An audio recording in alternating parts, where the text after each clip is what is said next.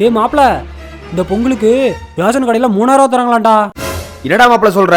3000 ரூபாயா? ஆமாண்டா மாப்பிள, எங்க அம்மாவுக்கு தெரியாம ரேஷன் கார்டை தூக்கிட்டு வந்துட்டேன்டா. நீ சீக்கிரம் வந்துரு. டா 10 நிமிஷத்துல வந்துடுறேன். அம்மா நெல்லுமா, நீ இரு, நான் போயிட்டு வரேன். ஏண்டா இப்ப என்ன புதுசா? இத்தனை மாசமா நான் தானே வாங்கினேன், நான் போய் வாங்கிக்கிறேன், வேலையை பாரு. மா அதான் நான் போயிட்டு வரேங்கல்ல, அப்புறம் என்னம்மா சும்மா குடுமா. இந்தா நீயே போயிட்டு வா. நடந்து போற கால் வலிக்குன்னு பார்த்தா போ போ போய் எண்ணெயும் புழுங்கல் அரிசியும் போடுவாங்க, வாங்கிட்டு வா.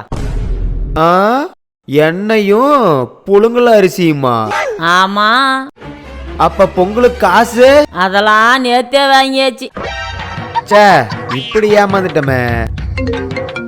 டேய் இன்னும் என்னடா பண்ற? சீக்கிரம் வாடா. டேய் மாப்பிள, 3000 ரூபா வாங்குறோம், இந்த பொங்கலை தெரிக்க விடுறோம்.